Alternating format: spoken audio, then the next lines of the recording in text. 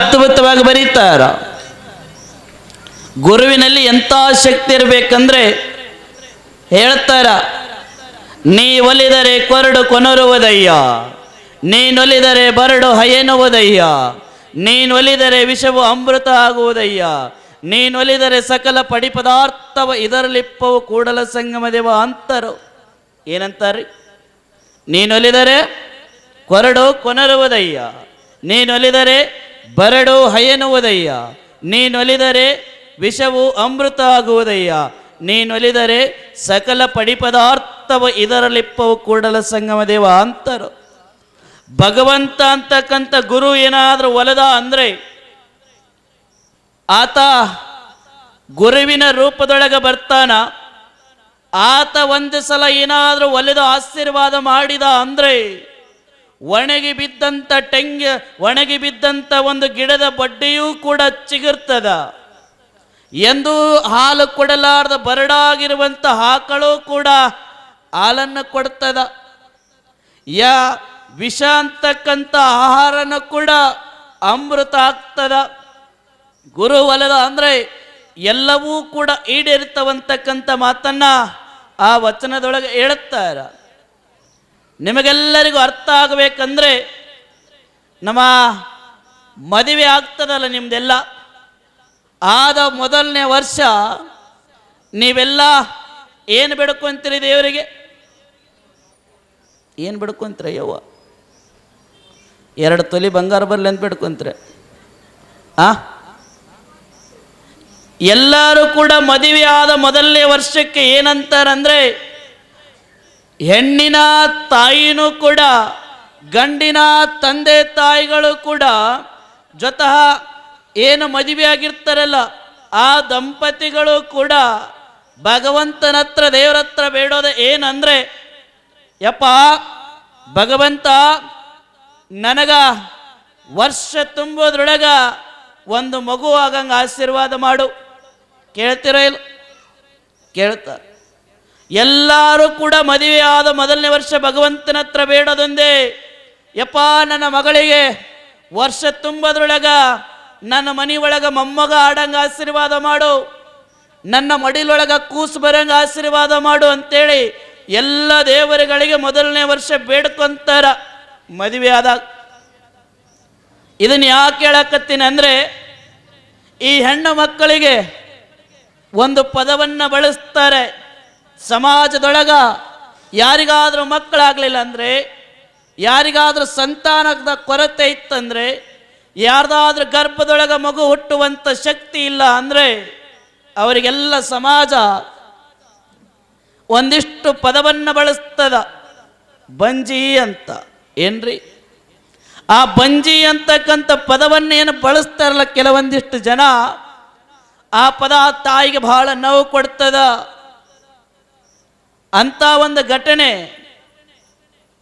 ಈ ಬಂಜಿ ಇದ್ದವರನ್ನು ಕೂಡ ಈ ಸಮಾಜ ನಿಂದಿಸುವ ಸಮಯದೊಳಗ ಈಗ ಸುಮಾರು ಒಂದು 15-20 ವರ್ಷಗಳ ಕೆಳಗೆ ನಡೆದ ಘಟನೆ. ದಾವಣಗೆರೆ ಒಳಗ ಹಿರೇಮಠದ ಮನೆತನ, ಜಂಗಮರು ಸ್ವಾಮಿಗಳ ಮನೆತನ. ಎಲ್ಲಿರಿ? ಇಲ್ಲೇ ಇದ್ದೀರಲ್ಲ, ಎಲ್ಲವ? ದಾವಣಗೆರೆಗೆ ಏನು ಫೇಮಸ್ ಐತಿ ಮಾಡ್ತಾರೆ ಎಲ್ಲರೂ. ಆ ದಾವಣಗೆರೆಯ ಊರೊಳಗ ಹಿರೇಮಠದ ದಂಪತಿಗಳ ಜೀವನದೊಳಗೆ ನಡೀತದ. ಈಗ ಒಂದು 20-25 ವರ್ಷದ ಕೆಳಗ ಅಲ್ಲಿ ಮನೆ ಒಳಗಿರುವಂಥ ಹೆಣ್ಣು ಮಗಳಿಗೆ ಮದುವೆಯಾಗಿ ಸುಮಾರು ವರ್ಷಗಳಾದರೂ ಕೂಡ ಆ ತಾಯಿಯ ಗರ್ಭದೊಳಗೆ ಒಂದು ಮಗುವನ್ನು ಕೂಡ ಹುಟ್ಟುವ ಭಾಗ್ಯ ಇದ್ದಿದ್ದಿಲ್ಲ. ಒಂದು ದಿನ ಹೆಣ್ಣುಮಗಳು ಏನು ಮಾಡ್ತಾಳೆ ಅಂದರೆ, ಅವರ ಮನೆಯ ಕಟ್ಟಿಯ ಮೇಲೆ ಬಂದು ಕುತ್ಕೊಂಡು ಕಣ್ಣೀರು ಹಾಕ್ತಾಳೆ, ಜೋರಾಗಿ ಅಳುತ್ತಾ ಇರ್ತಾಳೆ. ಅಳುವ ಸಮಯದೊಳಗ ಅಲ್ಲೇ ಮನೆ ಎದುರುಗಡೆ ಇದ್ದಂಥ ಒಂದು 60 ವರ್ಷದ ಮುದುಕಿ ಆ ತಾಯಿ ಹೋಗಿ ಕೇಳ್ತಾಳ, ಯಾಕವ ಯಾಕಳಕತ್ತಿ? ಓಯ್ ಯಾಕೆ ಅಳಕತ್ತಿ ಅಂತ ಕೇಳ್ತಾಳ. ಯಾವಾಗ ಹೆಣ್ಣು ಮಗಳನ್ನ ಮುದುಕಿ ಕೇಳ್ತಾಳ, ಅವಾಗ ಹೆಣ್ಣು ಮಗಳು ಹೇಳ್ತಾಳ ಕಣ್ಣೀರಾಗ್ತಾ, ಏನಂತ ಹೇಳಯ್ಯವ್ವ, ನನಗ ಇಷ್ಟು ದಿನ ಹೊರಗಿನ ಜನ, ಹೊರಗಿನ ಸಮಾಜ, ದೂರದ ಸಂಬಂಧಿಕರು ಅವರೆಲ್ಲರೂ ಇಷ್ಟು ದಿನ ಇವಳು ಬಂಜಿ ಅದಾಳ, ಇವಳ ಗರ್ಭದೊಳಗ ಒಂದು ಮಗುವನ್ನ ಏರುವ ಶಕ್ತಿ ಇಲ್ಲ, ಒಂದು ಮಗುವನ್ನ ಎರೆಯುವ ಶಕ್ತಿ ಇಲ್ಲಾರ್ದ ಈ ಹೆಣ್ಣು ಮಗಳನ್ನ ಬಂಜಿ ಅನ್ಲಾರ್ದೆ ಮತ್ತೇನನ್ಬೇಕು, ಇವಳನ್ನ ಯಾವುದೇ ಶುಭ ಕಾರ್ಯಕ್ರಮಕ್ಕೆ ಮುಂದೆ ಮಾಡಬಾಡ್ರಿ, ಎಲ್ಲ ಅಶುಭ ಆಗ್ತದಂತ ನಿಂದಿಸ್ತಾ ಇದ್ರು, ಅವಮಾನ ಮಾಡ್ತಾ ಇದ್ರು. ಆದರೂ ಕೂಡ ಹೊರಗಿನ ಜನ 100 ಮಾತಾಡಿದ್ರು ನಾ ತಲೆ ಕೆಡಿಸ್ಕೊಂತಿದ್ದಿಲ್ಲ, ನನಗೆ ನೋವಾಗಿದ್ದಿಲ್ಲ. ಆದರೆ ಇವತ್ತು ನನ್ನ ಮನೆಯವರೇ, ನನ್ನ ಒಡ ಹುಟ್ಟಿದವರೇ, ನನ್ನ ಅಣ್ಣ ತಮ್ಮಂದಿರೇ, ನನ್ನ ಅಕ್ಕ ತಂಗಿಗಳೇ, ನನ್ನ ಸ್ವತಃ ಮನೆ ಒಳಗಿರುವಂಥ ಹೆಣ್ಣು ಮಕ್ಕಳು ಹೇಳಕತ್ತಾರ, ನನ್ನ ಗರ್ಭದೊಳಗೆ ಒಂದು ಜಂತು ಹುಳಾನು ಕೂಡ ಹುಟ್ಟಂಗಿಲ್ಲ, ಆಕೆಯ ಗರ್ಭ ಬಂಜಿಯದ ಬಂಜರದ ಭೂಮಿ ಐತಿ, ಆಕಿ ಗರ್ಭದೊಳಗ ಜಂಗಮ ಶಿಶು ಅಲ್ಲ, ಒಂದು ಜಂತುಳಾನು ಹುಟ್ಟಲ್ಲ ಅಂತ ಅವಮಾನ ಮಾಡಕತ್ತಾರ. ಅದಕ್ಕೆ ನಾನು ಬದುಕಿದ್ರೆಷ್ಟು ಸತ್ರೆಷ್ಟು, ಒಂದು ಹೆಣ್ಣಿಗೆ ಯಾವಾಗ ನೆಮ್ಮದಿ ಸುಖ ಬರ್ತದಂದ್ರೆ ತನ್ನ ಗರ್ಭದಿಂದ ಹುಟ್ಟಿದ ಮಗುವನ್ನ ಒಂದು ಸಲ ಅಮ್ಮ ಅಂತ ಕೂಗಿದ್ರೆ ಆಕಿ ಜೀವನ ಸಾರ್ಥಕ ಆಗ್ತದ. ಅಂಥದ್ರೊಳಗ ನನಗ ಒಂದು ಜಂತುಳ ಹುಟ್ಟಲ್ಲ ಅಂತ ಇವ್ರು ಅಸಹ್ಯ ಮಾಡಕತ್ತಾರ. ಅದಕ್ಕೆ ಸಾಯ್ಲು ಬದುಕಲು ಅಂತ ಕಣ್ಣೀರು ಹಾಕಕತ್ತೀನಿ ಅನ್ಲಕ್ಕೆ. ಯಾವಾಗ ಸಾಯ್ಲು ಬದುಕಲು ಅಂತ ಕಣ್ಣೀರು ಹಾಕಕತ್ತೀನಿ ಅಂತ ಹೆಣ್ಣು ಮಗಳು ಹೇಳಿದ್ಲು, ಅವಾಗ ಆ ಮುದುಕಿ ಏನಿದ್ಲಲ್ಲ 60 ವರ್ಷದ ಹೆಣ್ಣು ಮಗಳು, ಆಕೆ ಹೇಳ್ತಾಳ, ನೋಡವಾ, ಇಷ್ಟು ದಿನ ನೀ ಏನು ಕಷ್ಟಪಟ್ಟಿಯೇ ಗೊತ್ತಿಲ್ಲ, ಆದರೆ ನಾನೊಂದು ಜಾಗಕ್ಕೆ ಹೇಳ್ತೀನಿ, ಹೋಗ್ತೀಯೇನು? ಅವಾಗ ಆಕಿ ಹೆಣ್ಣು ಮಗಳು ಹೇಳ್ತಾಳ, ಹೇಳವ, ಎಲ್ಲ ಗುಡಿಗುಂಡಾರಗಳಿಗೆ ಅಡ್ಡಾಡೀನಿ, ಎಲ್ಲ ಮಠಮಾನ್ಯಗಳಿಗೆ ಹೋಗೀನಿ, ಕಂಡ ದೇವರುಗಳಿಗೆ ಹರಕೆ ಕಟ್ಕೊಂಡೀನಿ, ಸಿಕ್ಕ ದೇವರುಗಳಿಗೆ ಉರುಳಿ ಸೇವೆ ಮಾಡೀನಿ, ಉಪವಾಸ ಮಾಡೀನಿ, ವ್ರತಗಳನ್ನು ಮಾಡೀನಿ, ಎಲ್ಲವೂ ಮಾಡಿದರೂ ಕೂಡ ನನ್ನ ಗರ್ಭದೊಳಗೆ ಮಗು ಹುಟ್ಟುತ್ತಾ ಇಲ್ಲ. ಏನು ಕೊನೆಯದಾಗಿ ಯಾವುದೈತಿ ಹೇಳು, ಅದನ್ನೂ ಒಂದು ಮಾಡಿಬಿಡ್ತೀನಿ ಅನ್ಲಕ್ಕೆ. ಅದನ್ನು ಒಂದು ಮಾಡಿಬಿಡ್ತೀನಿ ಹೇಳು ಅಂದಾಗ ಆ 60 ವರ್ಷದ ಮುದುಕಿ ಹೇಳ್ತಾಳ ತನ್ನ ಅನುಭವದ ಜೀವನದ ಮೇಲೆ, ನೋಡಮ್ಮ, ನೀನಿಷ್ಟು ದಿನ ಯಾವ ದೇವರಿಗೆ ಹೋಗಿ ಬೇಡ್ಕೊಂಡಿಯೋ ಗೊತ್ತಿಲ್ಲ, ಆದರೆ ನಾನು ಒಂದು ದೇವರಿಗೆ ಹೇಳ್ತೀನಿ, ಅದು ಗದ್ದಿಗೆ ಒಳಗೆ ಇರುವ ದೇವರೆಲ್ಲ ಗದುಗನ್ನೇ ಗದ್ದುಗೆಯನ್ನು ಮಾಡಿ ಅಡ್ಡಾಡುವಂಥ ದೇವರದ, ಅಲ್ಲಿ ಹೋಗಿ ನೀನು ಬೇಡಿಕೊಂಡಿ ಅಂದರೆ ನಿನಗೆ ವರ್ಷ ತುಂಬುದ್ರೊಳಗೆ ಒಂದು ಮಗು ಆಗ್ತದ ಅಂತಂದ್ಲಕ್ಕೆ. ಆಗಿನ ಸಮಯದೊಳಗ ಈ ಗದುಗಿನ ಪ್ರಾಂತ್ಯದೊಳಗ, ಗದುಗಿನ ಭಾಗದೊಳಗ ಒಂದು ಮಾತು ಹರಿದಾಡ್ತಿತ್ತು ಸುಮಾರು 20-25 ವರ್ಷಗಳ ಹಿಂದೆ. ಆ ಗದುಗಿನ ಪ್ರಾಂತ್ಯದೊಳಗ, ಗದುಗಿನ ಸುತ್ತಮುತ್ತಲ ಹಳ್ಳಿ ಒಳಗ ಯಾವ ಮಾತು ಹರಿದಾಡ್ತಿತ್ತಂದ್ರೆ, ಯಾರಿಗೆ ಸಂತಾನ ಆಗಿಲ್ಲ, ಯಾರಿಗೆ ಮಕ್ಕಳಾಗಿಲ್ಲ, ಅವರು ಹೋಗಿ ಸಾಕ್ಷಾತ್ ಭಗವಂತನ ಸ್ವರೂಪದೊಳಗಿರುವಂಥ ಪುಟ್ಟಯಜ್ಜನಿಗೆ ಬೇಡಿಕೊಂಡು ತುಲಾಭಾರವನ್ನು ಮಾಡಿ ಬಂದೆ ಅಂದರೆ ಅವರಿಗೆ ವರ್ಷ ತುಂಬದರೊಳಗೆ ಮಕ್ಕಳಾಗ್ತಾರ ಅಂತಕ್ಕಂಥ ಮಾತು ಆ ಗದುಗಿನ ಪ್ರಾಂತ್ಯದೊಳಗ ಮಾತನ್ನ ಹರಿದಾಡ್ತಿತ್ತು. ಅದನ್ನ ಕೇಳಿ ಆ ತಾಯಿ ಹೇಳಿದ್ಲು, ನೀನು ಗದುಗಿಗೆ ಹೋಗಿ ಅಲ್ಲಿರುವಂಥ ವೀರೇಶ್ವರ ಪುಣ್ಯಾಶ್ರಮ ಅಂತಕ್ಕಂಥ ಗುರುಕುಲ, ಅಲ್ಲಿ ಸಾಕ್ಷಾತ್ ಭಗವಂತ ಸ್ವರೂಪದೊಳಗಿರುವಂಥ ಒಬ್ಬ ಪುಟ್ಟಯ್ಯಜ್ಜ ಅಂತ ಅದಾನ, ಆತನ ಹತ್ರ ಹೋಗಿ ಬೇಡ್ಕೊಂಡ್ರ ನಿನಗೆ ಮಗು ಆಗ್ತದಮ್ಮ, ನಾನು ನಿಜ ಹೇಳಕತ್ತೀನಿ, ಒಂದು ಸಲ ಹೋಗಿ ಬಾ. ಅವಾಗ ಆ ಹೆಣ್ಣು ಮಗಳು, ನೊಂದ ಕಣ್ಣೀರು ಹಾಕುವಂಥ ಹೆಣ್ಣು ಮಗಳು, ಆಯ್ತಮ್ಮ, ಗಂಡನ ಜೊತೆ ಮಾತಾಡ್ತೀನಿ, ಗಂಡನನ್ನು ಕೇಳ್ತೀನಿ, ಗಂಡನ ಜೊತೆ ಮಾತಾಡಿ ಕೇಳಿ ನಾ ಹೋಗಿ ಬರ್ತೀನಿ ಅಂತೇಳಿ ಗಂಡನ ಜೊತೆ ಮಾತಾಡ್ತಾಳ. ರೀ, ಹಿಂಗೆ ಯಾರೋ ಅದಾರಂತ ಒಂದು ಸಲ ಹೋಗಿ ಬರೋಣ ಬರ್ರಿ ಅಂದಾಗ ಆಯ್ತು ನಡಿ ಹೋಗಿ ಬರೋಣ, ಎಲ್ಲ ಮುಗಿದದ, ಕೊನೆಯದಾಗಿ ಪ್ರಯತ್ನ ಇದನ್ನೂ ಮಾಡೋಣ ಅಂತೇಳಿ ಅವರು ದಾವಣಗೆರೆಯಿಂದ ಗದಗಿಗೆ ಬರ್ತಾರೆ. ಕೇವಲ ಗುರುವಿನಲ್ಲಿ ಶಕ್ತಿ ಇದ್ರೆ ಮಾತ್ರ ವರಗಳು ಸಿಗೋದಲ್ಲ, ಗುರುವಿನಲ್ಲಿ ಶಕ್ತಿ ಇರಬೇಕು, ಭಕ್ತರಲ್ಲಿ ಭಕ್ತಿ ಇರಬೇಕು. ಅವರಲ್ಲಿ ಎಂತ ಭಕ್ತಿ ಇತ್ತಂದ್ರೆ ಗದಗನ್ನ ನೋಡಿಲ್ಲ, ಗದಗಿನ ವೀರೇಶ್ವರ ಪುಣ್ಯಾಶ್ರಮವನ್ನ ಕಂಡಿಲ್ಲ, ಅಲ್ಲಿರುವಂತ ಪುಟ್ಟಯ್ಯಜ್ಜ ಹೆಂಗದಾನಂತ ನೋಡ್ಲಾರ್ದಂತ ಆ ಹಿರೇಮಠದ ದಂಪತಿಗಳು ಇಬ್ಬರು ಕೂಡ ದಾವಣಗೆರೆಯಿಂದ ಗದುಗಿನವರೆಗೂ ಬರಿಗಾಲಿನೊಳಗ ಪಾದಯಾತ್ರೆಯನ್ನು ಮಾಡಿಕೊಂಡು ಬರ್ತಾರ ಅಜ್ಜನ ದರ್ಶನಕ್ಕ. ಅವರಲ್ಲಿ ಅಂತ ಒಂದು ನಿಷ್ಠೆ ಭಕ್ತಿಯನ್ನು ಇಟ್ಕೊಂಡಿದ್ರು ಅವರು. ಅಲ್ಲಿಂದ ಬರಿಗಾಲಿನಿಂದ ನಡ್ಕೊಂಡು ದಾವಣಗೆರೆಯಿಂದ ಗದುಗಿನವರೆಗೂ ಬರ್ತಾರ. ಅಲ್ಲಿ ಗದುಗಿಗೆ ಬಂದು ಅಲ್ಲಿರುವಂತ ವ್ಯಕ್ತಿಗಳನ್ನ ಕೇಳ್ತಾರ, ಪುಣ್ಯಾಶ್ರಮ ಎಲ್ಲದ ಅಂತ. ಅಲ್ಲಿದ್ದವರು ಹೋಗಿ ತೋರಿಸ್ತಾರ. ಆ ಪುಣ್ಯಾಶ್ರಮವನ್ನ ಆ ಗಂಡ ಹೆಂಡತಿ ಇಬ್ರು ಕೂಡ ಪ್ರವೇಶ ಮಾಡ್ತಾರ. ಪ್ರವೇಶ ಮಾಡಿದ ಸಂದರ್ಭದೊಳಗ ಅಲ್ಲಿ ಒಬ್ಬ ಕಣ್ಣು ಕಾಣಲಾರ್ದಂತ ಒಬ್ಬ ಸಣ್ಣ ಬಾಲಕ, ಒಂದು 10-11 ವರ್ಷದ ಹುಡುಗ ಕಸಬರಿಗೆ ಹಿಡ್ಕೊಂಡು ಕಸ ಹೊಡಿಯಾಕತ್ತಿದ್ದ. ಕಣ್ಣು ಕಾಣಲಾರ್ದ ಹುಡುಗ ಕಸ ಹೊಡಿಯೋದನ್ನು ನೋಡಿ ಆ ತಾಯಿಗೆ ಆಶ್ಚರ್ಯ ಆಯ್ತು. ಯಪ್ಪ, ನಿನಗೆ ಕಣ್ಣು ಕಾಣುವಲ್ತಲ್ಲೋ, ಕಸ ಹೊಡಿಯಾಕತ್ತಿ, ಸೇವೆ ಮಾಡಾಕತ್ತಿ, ನೀ ಬಿದ್ರೆ ಹೆಂಗ ಅನ್ಲಕ್ಕಿ ತಾಯಿ. ಆಕೆ ಹೇಳ್ತಾಳ. ಈ ಮಾತನ್ನು ಕೇಳಿದಾಗ ಆ ಹುಡುಗ ಅಂತಾನೆ, 10-11 ವರ್ಷದ ಹುಡುಗ, ನೋಡಮ್ಮ, ನಾನು ಇಲ್ಲಿ ಪ್ರಸಾದ ಸ್ವೀಕಾರ ಮಾಡ್ತೀನಿ, ನಾನು ಇಲ್ಲಿ ವಿದ್ಯಾಭ್ಯಾಸವನ್ನು ಮಾಡ್ತೀನಿ, ನನಗಿಷ್ಟೆಲ್ಲ ಬರ್ತದಂದ್ರೆ ನನ್ನ ಗುರು ನನ್ನ ಕೈ ಹಿಡಿದು ಬೀಳಾರ್ದಂಗೆ ನೋಡ್ಕಂತ ನನ್ನ ನಂಬಿಕೆ ಮೇಲೆ ನಾನು ಕಸ ಹೊಡ್ಯಾಕತ್ತೀನಿ ಅಂದಾತ. ನನ್ನ ಬೀಳಾಕ ನನ್ನ ಗುರು ಬಿಡಲ್ಲಮ್ಮ, ನಂಬಿಕೆ ಮೇಲೆ ಕಸ ಹೊಡ್ಯಾಕತ್ತೀನಿ ಅಂದ. ಅವಾಗ ಆ ತಾಯಿ ಆಶ್ಚರ್ಯದಿಂದ ಕೇಳ್ತಾಳ, ಯಪ್ಪ, ನಾವು ದಾವಣಗೆರೆಯಿಂದ ಬಂದೀವಿ, ಇಲ್ಲಿ ಯಾರೋ ಪುಟ್ಟಯ್ಯಜ್ಜ ಅಂತ ಅದಾರಂತಲ್ಲ, ಅವ್ರು ಎಲ್ಲಿರ್ತಾರ, ಯಾವಾಗ ಸಿಗ್ತಾರ ಅಂದ್ಲ.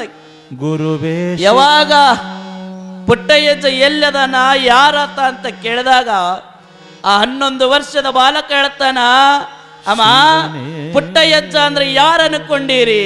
ಪುಟ್ಟಯ್ಯಜ್ಜ ಅಂದ್ರೆ ಏನಂತ ತಿಳ್ಕೊಂಡಿರಿ? ನಮ್ಮಂತ ನೂರಾರು ಅಂಧ ಅನಾಥ ಮಕ್ಕಳು ರೈಲ್ವೆ ಸ್ಟೇಷನ್ ಒಳಗ, ಬಸ್ ಸ್ಟ್ಯಾಂಡ್ ಒಳಗ, ಗಲ್ಲಿ ಒಳಗ ಕಂಡವರ ಮನೆಯ ಮುಂದೆ ಭಿಕ್ಷೆಯ ಪಾತ್ರೆಯನ್ನಿಡ್ಕೊಂಡು ಭಿಕ್ಷೆ ಬೇಡಿ ಹೊಟ್ಟೆ ತುಂಬಿಸ್ಕೊಳ್ಬೇಕಾದಂತ ನಮ್ಮಂತ ಕುರುಡ ಕುಂಟರಿಗೆ, ಅಂಗವಿಕಲರಿಗೆ ಭಿಕ್ಷೆಯ ಪಾತ್ರೆಯನ್ನು ತೆಗೆದು ಸಂಗೀತ ಅಂತಕ್ಕಂಥ ಅಕ್ಷಯ ಪಾತ್ರೆಯನ್ನು ಕೊಟ್ಟವರು ಅದು ಗದುಗಿನ ಪುಟ್ಟಯ್ಯಜ್ಜ ಅಂತಕ್ಕಂಥ ಮಾತನ್ನ ಆ ಹುಡುಗ ಹೇಳ್ತಾನ ಬಹಳ ಅದ್ಭುತವಾಗಿ. ಅವಾಗ ಆ ಹುಡುಗ ಹೇಳ್ತಾನ, ಅಮ್ಮ, ಇಲ್ಲೇನು ನಿಮಗ ವೀಣೆಯ ನಾದದ ತಂಬೂರಿಯ ಶಬ್ದ ಕೇಳಕತ್ತದಲ್ಲ, ಆ ತಂಬೂರಿಯನ್ನು ಬೇರೆ ಯಾರು ಬಾರಿಸ್ತಾ ಇಲ್ಲ, ಆ ತಂಬೂರಿಯ ನಾದ ಸಾಕ್ಷಾತ್ ನನ್ನ ಪುಟ್ಟಯ್ಯಜ್ಜನೇ ಬಾರಿಸಕತ್ತಾನ. ಆ ನಾದ ಕುಮಾರೇಶ್ವರ ಪಂಚೋಗಿಗಳ ಗದ್ದುಗೆಯ ಮುಂಭಾಗದಿಂದ ಬರಕತ್ತದ. ಪುಟ್ಟಯ್ಯಜ್ಜ ಅಲ್ಲೇ ಕುಂತಿರ್ತಾನ, ಆತನ ಕೈ ಒಳಗ ತಂಬೂರಿ ಇರ್ತದ, ತಂಬೂರಿ ಹಿಡ್ದಾತನೇ ಪುಟ್ಟಯ್ಯಜ್ಜ ಅಂತ ಹುಡುಗ ಹೇಳ್ತಾನ. ಶಿವನೇ ಹೋಗ್ತಾರು. ಆ ಹುಡುಗನ ಮಾತು ಕೇಳಿ ಮುಂದಕ್ಕ ಅವರಲ್ಲಿ ಪುಟ್ಟಯ್ಯಜ್ಜ ಇರುವ ಜಾಗವನ್ನ ಹುಡುಕೊಂಡು ಹೋದ್ರು. ಅಲ್ಲಿ ಪುಟ್ಟಯ್ಯಜ್ಜ ತಂಬೂರಿಯ ನಾದದೊಳಗ ತನ್ನೀಲನಾಗಿದ್ದ. ಆ ನಾದವನ್ನ ಬಾರಿಸುವ ಸಂದರ್ಭದೊಳಗ ಆ ತಾಯಿ ನೋಡ್ತಾಳೆ, ಮೇಲ್ಗಡೆ ಕಾವಿಯ ಪೇಟವನ್ನು ಸುತ್ಯಾರ, ಕೆಳಗಡೆ ಬಿಳಿಯ ಶುಭ್ರದ ಬಟ್ಟೆಯನ್ನು ಹಾಕೊಂಡಾರ, ಹಣಿ ಒಳಗ ಗೋಮಾತೆಯಿಂದ ತಯಾರಾದಂತ ಶುದ್ಧ ವಿಭೂತಿಯನ್ನು ಹಚ್ಚಾರ, ಕೊರಳೊಳಗ ಲಿಂಗ ವಸ್ತ್ರದೊಳಗ ಲಿಂಗಪ್ಪನನ್ನ ಇಟ್ಟಾರ. ನೋಡಿ ಅನ್ಕೊಂಡ್ಲಾಕಿ ಈತನೇ ಪುಟ್ಟಯ್ಯಜ್ಜ ಇರ್ಬೇಕಂತ ಹೇಳಿ ಓಡಿ ಹೋಗಿ ಪುಟ್ಟಯ್ಯಜ್ಜನ ಪಾದವನ್ನು ಗಟ್ಟಿಯಾಗಿ ಹಿಡಿದು ಕಣ್ಣೀರು ಹಾಕ್ತಾಳೆ. ಪುಟ್ಟರಾಜ ಯಾವಾಗ ಪುಟ್ಟಯ್ಯಜ್ಜನ ಪಾದವನ್ನು ಹಿಡಿದು ಕಣ್ಣೀರು ಹಾಕ್ತಾಳೆ, ನೀನೇ ಶಿವನೇ. ಅವಾಗ ಪುಟ್ಟಯ್ಯಜ್ಜ ಕೇಳ್ತಾನ, ಯಾರಮ್ಮ ನೀನು? ಯಾಕ ಕಣ್ಣೀರ್ ಹಾಕುವಂತ ನನ್ನ ಪಾದ ಹಿಡ್ದಿ? ಎಲ್ಲಿಂದ ಬಂದಿ? ಏನಾಗ್ಬೇಕು ನಿಮಗ? ಪುಟ್ಟರಾಜ ಯಪ್ಪ, ನಿನ್ನ ನೋಡ್ಬೇಕಂತ ದಾವಣಗೆರೆಯಿಂದ ಬರಿಗಾಲೊಳಗ ಪಾದಯಾತ್ರೆ ಮಾಡ್ಕೊಂಡು ಬಂದೀವಿ. ನಿನಗ ಸೆರಗೊಟ್ಟಿ ನಾನು ಕೇಳೋದು ಒಂದೇ, ನನಗ ಬೇಕಾಗಿರೋದು ಸಂಪತ್ತಲ್ಲ, ನನಗ ಬೇಕಾಗಿರೋದು ಬೆಳ್ಳಿ ಬಂಗಾರ ಅಲ್ಲ, ನನಗ ಬೇಕಾಗಿರೋದು ಒಂದೇ ಒಂದು, ನಿನಗ ಸೆರಗೊಟ್ಟಿ ಕೇಳ್ತೀನೋ ಯಜ್ಜ, ನನ್ನ ಗರ್ಭದೊಳಗ ಒಂದು ಜಂತು ಹುಳಾನು ಹುಟ್ಟಲ್ಲ ಅನ್ನಕತ್ತಾರ, ಬಂಜಿ ಅಂತ ನಿಂದಿಸಾಕತ್ತಾರ, ನಿನಗ ಸೆರಗೊಟ್ಟಿ ಕೇಳಾಕತ್ತೀನಿ. ವರ್ಷ ತುಂಬದ್ರೊಳಗೆ ನನಗ ಗಂಡು ಮಗು ಆಗಂಗ ಆಶೀರ್ವಾದ ಮಾಡು ಅಂದ್ಲಕ್. ಬಂಜೆ ಎಂಬ ಶಬ್ದ ಬಿಡಿಸೈ. ಯಾವಾಗ ಬಂಜಿ ಅನ್ನೋ ಶಬ್ದವನ್ನ ಬಿಡಿಸಿ ನನಗೆ ಒಂದು ಗಂಡು ಸಂತಾನವನ್ನು ಕೊಡುವಂತ ಬೇಡಿದ್ಲು. ಪುಟ್ಟ ಯಜ್ಜ ನಗನಗತ್ತ ಹೇಳ್ತಾನ, ಪುಟ್ಟರಾಜ ತಾಯಿ ನಿಂದು ಇವಾಗ ಯೋಗ ಕೂಡಿ ಬಂದದ. ಯಾರು ನಿನ್ನ ಗರ್ಭದೊಳಗ ಜಂತು ಹುಳ ಹುಟ್ಟಲ್ಲ ಅಂದಾರ, ಯಾರು ನಿನಗ ಬಂಜಿ ಅಂತ ನಿಂದಿಸ್ಯಾರ, ಅವ್ರ ಮುಂದ್ಗಡೆನೆ ನಿನಗ ವರ್ಷ ತುಂಬದ್ರೊಳಗ ನಿನ್ನ ಗರ್ಭದೊಳಗ ಜಂಗಮ ಶಿಶು ಬರ್ತದ. ಮೊದಲು ನೀ ಅಲ್ಲಿ ಗದ್ದುಗೆಗೆ ನಮಸ್ಕಾರ ಮಾಡಿ ನೀನು ಅಲ್ಲಿ ಹಾನಗಲ್ಲ ಕುಮಾರ ಶಿವಯೋಗಿಗಳು ಹಾಗೆ ಪಂಚಾಕ್ಷರಿ ಶಿವಯೋಗಿಗಳ ಗದ್ದುಗೆಗೆ ಹೋಗಿ ಇದನ್ನೇ ಬೇಡಿಕೊಂಡು ಹೋಗು, ನಿನಗೆ ವರ್ಷ ತುಂಬುದ್ರೊಳಗ ಗಂಡು ಮಗು ಆಗ್ತದಂತ ಆಶೀರ್ವಾದ ಮಾಡಿ ಕಳಿಸ್ತಾರ. ಹೋದ್ರು ಅಲ್ಲಿ ಗದ್ದುಗೆಗೆ ಬೇಡ್ಕೊಂಡ್ರು. ಪುಟ್ಟ ಪಂಚಾಕ್ಷರಿ ಶಿವಯೋಗಿಗಳ ಗದ್ದುಗೆಗೆ ಹಾಗೆ ಹಾನಗಲ್ಲ ಕುಮಾರ ಶಿವಯೋಗಿಗಳ ಗದ್ದುಗೆಗೆ ನಮಸ್ಕಾರ ಮಾಡಿ ಆ ಗಂಡ ಹೆಂಡತಿ ಇಬ್ಬರು ಬೇಡ್ಕೊಂತಾರ, ನಮಗ ವರ್ಷ ತುಂಬುವುದ್ರೊಳಗೆ ಒಂದು ಗಂಡು ಮಗು ಆಯ್ತು ಅಂದ್ರೆ ನಾವು ಪುಟ್ಟ ಯಜ್ಜನಿಗೆ ತುಲಾಭಾರದ ಸೇವೆಯನ್ನು ಮಾಡ್ತೀವಿ ಅಂತ ಬೇಡ್ಕೊಂಡು ಸೀದಾ ತಮ್ಮ ದಾವಣಗೆರೆಗೆ ಬರ್ತಾರ. ಅವರು ಮೊದಲೇ ಬಡವರಿದ್ರು, ಬಡ ಜಂಗಮರು. ಅವರು ವಿಚಾರ ಮಾಡ್ತಾರ, ರೀ ಅಜ್ಜ ಅಷ್ಟು ಮಂದಿ ಅಂದನಾಥ ಮಕ್ಕಳಿಗೆ ಸಂಗೀತ ಕಲಿಸ್ಯಾನ, ಅನ್ನ ಹಾಕಾಕತ್ತಾನಂದ್ರ ನನ್ನ ಗರ್ಭದೊಳಗೂ ಒಬ್ಬ ಮಗು ಹುಟ್ಟಂಗ ಆಶೀರ್ವಾದ ಮಾಡೇ ಮಾಡ್ತಾನ, ಆತನ ಕೊಟ್ಟ ಮಾತು ಉಳಿಸ್ಕೊಂತ ನನ್ನ ನಂಬಿಕೆ ನನಗೈತಿ. ಆದ್ರ ನಾವು ಒಂದು ಮಾತು ಕೊಟ್ಟು ಬಂದೀವಲ್ರಿ, ವರ್ಷ ತುಂಬುದ್ರೊಳಗೆ ಮಗು ಆಯ್ತಂದ್ರ ನಾವು ಆತನಿಗೆ ತುಲಾಭಾರ ಮಾಡ್ತೀವಂತ ಕೇಳಿವಲ್ಲ, ಅದಕ್ಕ ನಾವು ಆಗಿನ ಸಮಯದೊಳಗ ತುಲಾಭಾರ ಮಾಡಕ್ಕ 15,000 ರೂಪಾಯಿ ಬೇಕಾಗಿತ್ತು. ಎಷ್ಟ್ರಿ? 15,000 ರೂಪಾಯಿಗಳು ಬೇಕಾಗಿತ್ತು. ಅದಕ್ಕೆ ಅವರು ಮೊದಲೇ ಬೇರೆಯವರ ಮನೆಗೆ ಬೇರೆಯವರ ಹೊಲಕ್ಕೆ ಹೋಗಿ ದಿನಗೂಲಿ ಕೆಲಸವನ್ನು ಮಾಡುವಂಥ ಜಂಗಮರು, ಬಡವರು. ಬೇರೆಯವರ ಹೊಲದೊಳಗೆ ದುಡಿದ್ರೆ ಅವರು ಜೀವನ ಸಾಕ್ತಿತ್ತು. ಅವರು ಅದಕ್ಕೆ ವಿಚಾರ ಮಾಡಿದ್ರು, ಅವರಲ್ಲಿ ಎಂಥ ಭಕ್ತಿ ಇತ್ತು, ಎಂಥ ನಂಬಿಕೆ ಇತ್ತು ಅಂದರೆ ಗರ್ಭದೊಳಗ ಮಗುವಾಗುವ ಸೂಚನೆ ಇಲ್ಲ, ಮಡಿಲೊಳಗ ಇನ್ನೂ ಮಗು ಬಂದೇ ಇಲ್ಲ, ಮಗು ಆಗ್ತದಂತ ಯಾವ ಸೂಚನೆ ಗೊತ್ತಿಲ್ಲ. ಆದ್ರೆ ಅವರಲ್ಲಿ ಎಂಥ ನಂಬಿಕೆ ಭಕ್ತಿ ಇತ್ತು ಅಂದರೆ ಗಂಡ ಹೆಂಡತಿ ಇಬ್ಬರು ಕೂಡ ವಿಚಾರ ಮಾಡಿ ಅವತ್ತಿನಿಂದಲೇ ದಿನಾಲು ತಾವ ದುಡಿದ ದುಡ್ಡಿನೊಳಗ ಒಂದಿಷ್ಟು ಅಜ್ಜನ ತುಲಾಭಾರಕ್ಕಂತ ತೆಗೆದಿಟ್ಕೊಂತ ಬಂದ್ರವ್ರು. ಯಾವಾಗ ಆ ದುಡ್ಡನ್ನ ತೆಗೆದಿಟ್ಕೊಂತ ಬರ್ತಾರ, ಅವಾಗ ಅದು ಹೆಂಗ ದುಡ್ಡು ಜಾಸ್ತಿ ಆಗ್ತಾ ಹೋಗ್ತದ. ಈ ತಾಯಿಗೆ ಅದೇ ರೀತಿ ವರ್ಷ ತುಂಬೋದ್ರೊಳಗ ಗರ್ಭ ನಿಲ್ತದ, ಗರ್ಭದೊಳಗ ಮಗು ಬೆಳೀತದ. ವರ್ಷದೊಳಗ ಆ ತಾಯಿಯ ಜಂಗಮ ಶಿಶುವನ್ನ ಈ ನಾಡಿಗೆ ಹೆತ್ತು ಕೊಡ್ತಾಳ, ಆಕೆಗೂ ಕೂಡ ಒಂದು ಮಗು ಆಗ್ತದ. ಯಾವಾಗ ಆ ತಾಯಿಗೆ ಆ ನಂಬಿಕೆಯನ್ನಿಟ್ಕೊಂಡು ಮಗು ಆಗ್ತದ, ಅದು ಸುಮ್ಮನೆ ಆಗೋದಿಲ್ಲ, ಏನೋ ಬೇಡ್ಕೊಂಡು ಬಂದು ಕೂಡ ಆಗ್ತದ ಬಿಡು ಅನ್ನಂಗಿಲ್ಲ. ಆ ತಾಯಿಯಲ್ಲಿ ಎಂಥ ನಂಬಿಕೆ ಇತ್ತು ಅಂದ್ರೆ, ಎಂಥ ಭಕ್ತಿ ಇತ್ತಂದ್ರೆ, ಕುಂತ್ರೋ ಪುಟ್ಟ ಯಜ್ಜ, ನಿಂತ್ರೋ ಪುಟ್ಟ ಯಜ್ಜ, ಮಾಡುವ ಕೆಲಸದ ಪ್ರತಿ ಹೆಜ್ಜೆ ಹೆಜ್ಜೆಗೂ ಕೂಡ ಪುಟ್ಟಯ್ಯಜ್ಜ ಪುಟ್ಟಯ್ಯಜ್ಜ ಪುಟ್ಟಯ್ಯಜ್ಜ ಅನ್ಕೊಂತಾನೆ ಆ ತಾಯಿ ವರ್ಷ ತುಂಬುದ್ರೊಳಗೊಂದು ಮಗುವಿಗೆ ಜನ್ಮ ಕೊಡ್ತಾಳ. ಇನ್ನೇನು ಆ ಮಗುವನ್ನ ಆ ತಾಯಿ ಬಹಳ ಕಷ್ಟಪಟ್ಟು ದೇವರಿಗೆ ಎಲ್ಲರಿಗೂ ಬೇಡಿಕೊಂಡು ಪಾದಯಾತ್ರೆಗಳನ್ನು ಮಾಡಿ ಕೊನೆಗೂ ಕೂಡ ನಾ ಬಂಜಿ ಅಂತಕ್ಕಂಥ ಪದವನ್ನ ನನ್ನ ಅಜ್ಜ ದೂರ ಮಾಡ್ದ ಅಂತಕ್ಕಂಥ ಆನಂದದೊಳಗ ತನ್ನ ಮಗುವನ್ನ ಮಡಿಲೊಳಗ ಮನಿಯೊಳಗ ಆಟ ಆಡಿಸ್ತಾಳ. ತನ್ನ ಮನಿಯನ್ನ ನಂದ ಗೋಕುಲದ ರೀತಿ ಒಳಗ ಆ ಮನಿಯನ್ನ ಖುಷಿಯಿಂದ ಇಡ್ತಾಳ. ಸ್ವಲ್ಪ ದಿನಗಳ ಆದ ಮೇಲೆ ಹೆಂಡತಿ ಗಂಡನಿಗಂತಾಳ, ರೇ ಮತ್ತ ಅಜ್ಜನಿಗೆ ನಾವು ಹೇಳಿದ್ವಲ್ಲ, ಮಗು ಆಯ್ತಂದ್ರ ತುಲಾಭಾರ ಮಾಡ್ತೀವಂತೇಳಿ. ಮತ್ತು ಅಜ್ಜಗೆ ಹೋಗಿ ಒಂದು ದಿನ ಕೇಳ್ಕೊಂಡು ಬರ್ರಿ, ಯಾವತ್ತು ಬರ್ತಾರಂತಾರ ಅವತ್ತೇ ತುಲಾಭಾರ ಮಾಡೋಣ, ಅವತ್ತೇ ನಮ್ಮ ಮಗುವನ್ನ ಅಜ್ಜನ ಪಾದಕ್ಕೆ ಹಾಕೋಣ, ಆ ಮಗುವಿನಿಂದಲೇ ಅಜ್ಜನ ಪಾದ ಪೂಜೆ ಮಾಡಿಸೋಣ, ಕೇಳ್ಕೊಂಡು ಬರ್ರಿ ಅಂದಾಗ ಗಂಡ ಹೋಗಿ ಅಜ್ಜನವ್ರನ್ನ ಭೇಟಿ ಆಗ್ತಾನ. ಅಜ್ಜನವ್ರಿಗೆ ಹಿಂಗಾಗ್ಯದ ಅಂತ ಎಲ್ಲ ಸುದ್ದಿಯನ್ನು ಮುಟ್ಟಿಸ್ತಾನ. ಆಯಿತು ನಾನು ಬರ್ತೀನಿ ಅಂತ ಅಜ್ಜವರು ಕೂಡ ಒಂದು ದಿನಾಂಕವನ್ನು ಒಂದು ದಿನವನ್ನು ಹೇಳಿ ಕಳಿಸ್ತಾರೆ. ಹೇಳಿ ಕಳಿಸಿದ ಮೇಲೆ ಆ ದಿನ ಸಮಯ ಬಂತು. ಅವರು ಹೇಳಿದ ವಾರ ದಿನಾಂಕ ಅವತ್ತು ಬಂದಿತ್ತು.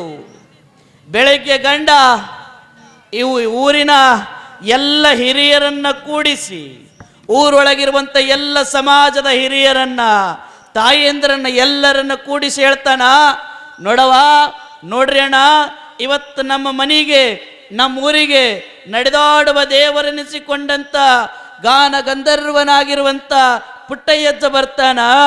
ಆತ ಬರಬೇಕಾದ್ರೆ ನಾವೆಲ್ಲರೂ ಕೂಡಿ ಕುಂಭ ಆರತಿ ಕಳಸಗಳನ್ನು ಹಿಡ್ಕೊಂಡು ವಾದ್ಯಗಳ ಮೂಲಕ ಆತನನ್ನ ಊರೊಳಗೆ ಕರ್ಕೊಳ್ಳೋಣ ಅಂತ ಹೇಳಿ ಎಲ್ಲ ಹಿರಿಯರನ್ನ ತಾಯಿಯಂದ್ರನ್ನ ಕರ್ಕೊಂಡು ಗಂಡ ಊರಿನ ಮೇನು ಮುಂಭಾಗದ ಬಾಗಿಲಿಗೆ ಬಂದು ನಿಲ್ಲುತ್ತಾನ.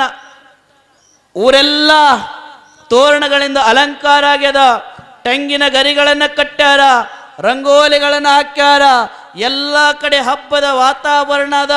ಗಂಡ ಊರಿನ ಹಿರಿಯರನ್ನೆಲ್ಲರನ್ನ ಕರ್ಕೊಂಡು ಹೋದ್ರೆ ಮನೆಯೊಳಗಿದ್ದ ಹೆಂಡತಿ, ನನ್ನ ಅಜ್ಜ ಬರಾಕತ್ತಾನ, ನಮ್ಮಪ್ಪ ಬರಾಕತ್ತಾನ, ನನ್ನ ಗುರುದೇವ್ ಬರಾಕತ್ತಾನ, ಸಾಕ್ಷಾತ್ ಭಗವಂತನೇ ಇವತ್ತು ನನ್ನ ಮನೆಗೆ ಬರಾಕತ್ತಾನ, ನನ್ನ ಗುರು ಬರಾಕತ್ತಾನ, ನನ್ನ ದೇವರು ಬರಾಕತ್ತಾನ, ನನ್ನ ಅಜ್ಜ ಬರಾಕತ್ತಾನ ಅಂತ ಹೇಳಿ ಆಕೆ ಮನೆಯೊಳಗ ಗುರುಗಳು ಬರಾಕತ್ತಾರ. ಗುರುಗಳಿಗೆ ಪಾದ ಪೂಜೆಗೆ ಸಿದ್ಧತೆ ಮಾಡ್ಯಾಳ, ಗುರುಗಳಿಗೆ ತುಲಾಭಾರಕ್ಕೆ ಸಿದ್ಧತೆ ಮಾಡ್ಯಾಳ, ಗುರುಗಳ ಸ್ನಾನ ಪೂಜೆಗೆ ಸಿದ್ಧತೆ ಮಾಡ್ಯಾಳ, ಗುರುಗಳ ಪ್ರಸಾದಕ್ಕೆ ರೆಡಿ ಮಾಡಾಕತ್ತಾಳ.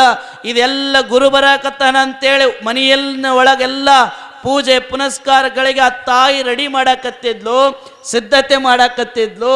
ಆದರೆ ಎಲ್ಲ ಸಿದ್ಧತೆ ಮಾಡೋದ್ರೊಳಗೆ ಆ ತಾಯಿ ಏನು ಮಾಡಿಬಿಟ್ಟಿದ್ದಂದ್ರ ಮಗುವಿಗೆ ಸ್ನಾನ ಮಾಡಿಸೋದೇ ಮರ್ತು ಬಿಟ್ಟಿದ್ಲ. ಮಗುವಿಗೆ ಸ್ನಾನ ಮಾಡಿಸೋದ ತಾಯಿ ಮರ್ತಿದ್ಲು. ಯಾವಾಗ ಮಗುವಿಗೆ ಸ್ನಾನ ಮಾಡಿಸೋದ ತಾಯಿ ಮರ್ತಿದ್ಲಲ್ಲ, ಬೇಗ ಬರ್ತಾಳ, ಅಯ್ಯೋ ನನ್ನ ಕೂಸಿಗೆ ನಾನು ಸ್ನಾನನೇ ಮಾಡಿಸಿಲ್ಲ ಅಂತೇಳಿ ಆ ಮಗುವಿಗೆ ಸ್ನಾನ ಮಾಡಿಸೋಣ ಅಂತೇಳಿ ಎತ್ಕೊಂಡು, ಯಪ್ಪ ನಿನ್ನ ಗುರು ಬರಾಕತ್ತಾನ, ನಿನ್ನ ದೇವರು ಬರಾಕತ್ತಾನ, ನಮ್ಮ ಮನೆಯ ಭಾಗ್ಯನಿಧಿ ಬರಾಕತ್ತಾನ, ನೀ ಇನ್ನೂ ಸ್ನಾನ ಮಾಡಿಲ್ಲಲ್ಲ ಬಾ ಅಂತ ಕರ್ಕೊಂಡೋಗಿ ಮನೆ ಇತ್ತಲ ಬಾಕಲದೊಳಗ ಒಂದಿಷ್ಟು ಉಗುರು ಬೆಚ್ಚನ ನೀರನ್ನಿಟ್ಟು ಇನ್ನೇನು ಸ್ನಾನ ಮಾಡಿಸ್ಬೇಕನ್ನೋದ್ರೊಳಗ ಆ ತಾಯಿಗೆ ಮನೆಯ ಅಡಿಗೆ ಮನೆಯೊಳಗಿದ್ದ ಹಾಲು ನೆನಪಾಗ್ತದೆ. ಅಯ್ಯೋ ಹಾಲು ಒಲಿ ಮೇಲಿಟ್ಟು ಬಂದೀನಿ, ಅವು ಕೆಳಗೆ ಹುಕ್ಕಿ ಬಿಟ್ರ ಅಜ್ಜರಿಗೆ ಪೂಜೆಗೆ ಪ್ರಸಾದಕ್ಕೆ ಇಲ್ದಂಗೆ ಆಗ್ತದ, ಹಾಲು ತೆಗೆದು ಇಟ್ಟು ಬರ್ತೀನಿ ಮಗ, ಒಂದೇ ನಿಮಿಷ ಇಲ್ಲೇ ಇರು ಅಂತ ಹೇಳಿ ಆ ಸಣ್ಣ ಕೂಸನ್ನು ಅಲ್ಲೇ ಕುಂದ್ರಿಸಿ ಸೀದಾ ಅಡಿಗೆ ಮನೆಗೆ ಬರ್ತಾಳ. ಹಾಲು ಉಕ್ಕುತ್ತಿರ್ತದ, ಅದನ್ನು ತೆಗೆದು ಇಳಿಸ್ತಾಳ. ಇನ್ನು ಒಲಿ ಭಾಳ ಒಗೆಯಾಗಕತ್ತದಂತ ಒಲಿಯನ್ನು ಆರಿಸ್ತಾಳ. ಒಲಿಯನ್ನು ಆರಿಸಿದ ಕೂಡಲೇ ಡಬರಿ ಎಲ್ಲ ಕಾಲಾಗದವಂತ ಡಬರಿಗಳನ್ನು ಮೇಲೆತ್ತಿಡ್ತಾಳ. ಕಸ ಹಂಗ ಐತಲ್ಲ ಅಂತ ಕಸ ಹೊಡ್ಯಾಕ ಕತ್ತು ಬಿಡ್ತಾಳ. ಅಲ್ಲಿ ಮಗುವನ್ನು ಮರೆತು ಬಿಡ್ತಾಳೆ. ಅಲ್ಲಿದ್ದ ಮಗುವನ್ನ ಮರೀತಾಳ. ಇಲ್ಲಿ ತನ್ನ ಪಾಡಿಗೆ ತಾನು ಕಾಯಕವನ್ನು ಮಾಡಾಕತ್ತು ಬಿಟ್ಟಾಳ. ಇನ್ನೇನು ಅಜ್ಜಾರ ಬಂದ್ರು ಅಂತ ಗೊತ್ತಾದ ಕೊಳ್ಳೆ ಒಂದು 20-25 ನಿಮಿಷಗಳ ಆದ ಮೇಲೆ ಆ ತಾಯಿಗೆ ಮಗು ನೆನಪಾಗ್ತದ. ಅಯ್ಯೋ ನನ್ನ ಕೂಸು ನನ್ನ ಕಂದ ಅಲ್ಲೇ ಕುಂತದ, ಏನು ಮಾಡಾಕತ್ತದೋ, ಏನು ಮಣ್ಣು ತಿನ್ನಾಕತ್ತದೋ, ಕಲ್ಲು ತಿನ್ನಾಕತ್ತದೋ, ಏನು ಮೈಯೆಲ್ಲ ರಾಡಿ ಮಾಡ್ಕೊಂಡದ ಏನು ಅಂತ ಓಡೋಗಿ ಆ ಮಗುವನ್ನು ನೋಡಕ್ಕೆ ಹೋಗ್ತಾಳೆ. ತಾಯಿ ನೋಡ್ತಾಳೆ, ಕೇವಲ ಬಕೆಟ್ ಮಾತ್ರ ಅಲ್ಲಿತ್ತು. ಆ ತಾಯಿಯ ಮಗು ಏನು ಕುಂತಿತ್ತಲ್ಲ ಅದು ಇದ್ದಿದ್ದಿಲ್ಲ. ಬಾಳ ಗಾಬರಿ ಆಗ್ತಾಳ, ಕೂಸಿಲ್ಲಲ್ಲ ಎಲ್ಲೋಯ್ತು ಅಂತ. ಅಲ್ಲೆಲ್ಲ ಹುಡುಕ್ತಾಳ, ಅಲ್ಲೆಲ್ಲೂ ಕೂಡ ಮಗು ಕಾಣಲ್ಲ. ಆಜು ಬಾಜುನವ್ರು ಯಾರಾದ್ರೂ ಬಂದು ಆ ಕೂಸನ್ನು ಎತ್ಕೊಂಡೋಗ್ಯಾರೇನೋ ಅಂತ ಕೂಸನ್ನು ಹುಡುಕಾಡ್ತಾಳ. ಆ ಕೂಸು ಕಾಣಂಗಿಲ್ಲ. ಅಲ್ಲವ್ರು ಎಲ್ಲರನ್ನ ಕೇಳ್ತಾಳ, ನನ್ನ ಮಗು ನೋಡಿರೇನ್ರಿ, ನನ್ನ ಕೂಸು ನೋಡಿರೇನ್ರಿ? ಯಾರೂ ಕೂಡ ನೋಡಿಲ್ಲ ನೋಡಿಲ್ಲ ನೋಡಿಲ್ಲ ಅಂತಾರ. ಕಣ್ಣೀರು ತಾಯಿಗೆ ದಳದಳನೆ ಬರಕತ್ತು. ತನ್ನ ಮೈಯೆಲ್ಲ ಬೆವರು ಬಿಡಕತ್ತು. ಭಯ ಪ್ರಾರಂಭ ಆಯ್ತು. ಎಲ್ಲೂ ಕೂಡ ನನ್ನ ಮಗು ಕಾಣುವಲ್ತು.